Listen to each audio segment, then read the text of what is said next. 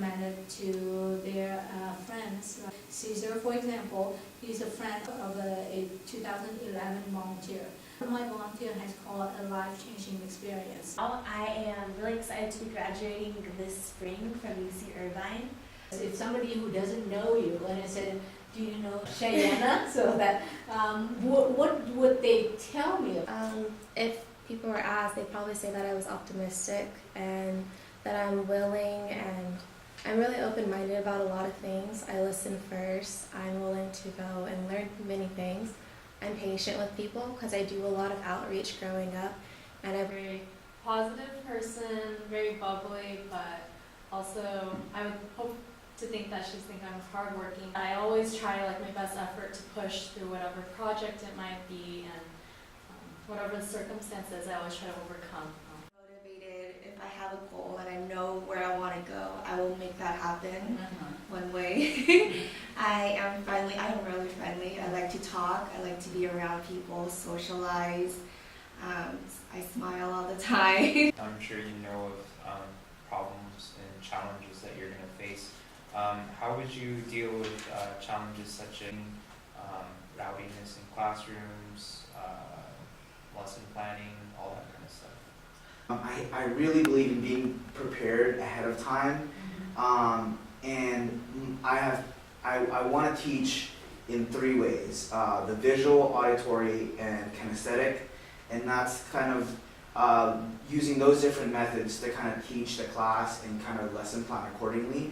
So if you look at the daily class routine that I set up for you, it implements those 3 styles, and I want to use some CDs to kind of do the auditory, which is hearing.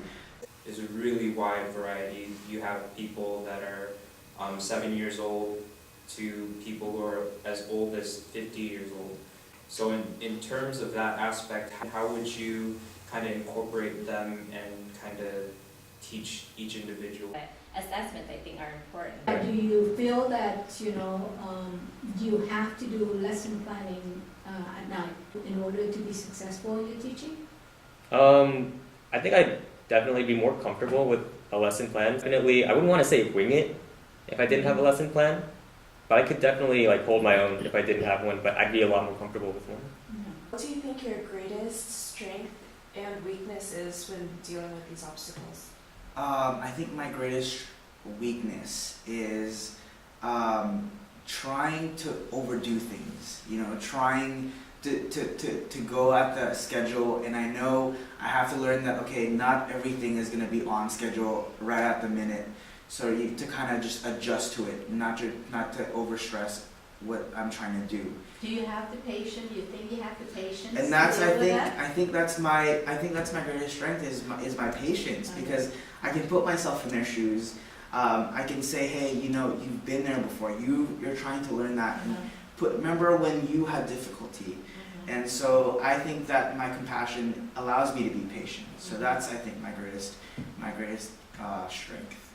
Our perspective of college and what I should look forward to when I go into that. In terms of college life? I mean, not their college life, but what they learn in their college, what they do there, the English that they know. Is it how, can you just explain more about Yeah, so in terms of pronunciation, since the professors over there are Vietnamese born and raised, they have a really bad accent in terms when they're speaking English. Okay. So what you find is some students will argue with you. You don't pronounce it that way. We learned it some different way in college from our professors. But then you have to realize that, one, you're from America, so you know what you're talking about. So why do you think you would be a good fit for this program? I'd say I'm the perfect person for this because I have the skills of communication, and I think that's just really important. And definitely just getting everybody engaged and just being passionate about what you do. And as long as you're passionate, then you can do anything. Well, as for myself, I have a penchant for teaching. When I went into my Cypress College for the first 2 years, I immediately started trying to go and set up a tutoring program, which I tutored a few kids over just the time that I was there. So, and in general, I feel that I'm always trying to teach what I know. I just have that personality. When I'm doing judo, as it's one of my hobbies, I would always be sure to try to pass on the learning from the sensei to the other students as well. So it's the same for this situation with teaching English. I would pass on what I know to the fullest that I can. So what kind of legacy do you want to leave behind after the 5 weeks is over? Program will help them, but in 5 weeks to able to grasp the proficiency and fluency of the language, that's something out of many people's hands.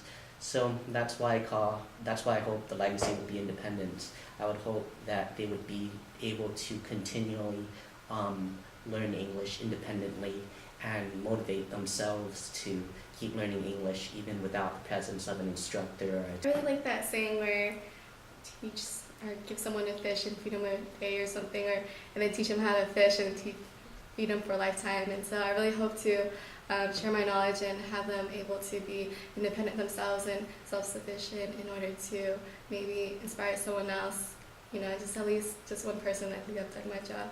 We started the class really early, like 7:30.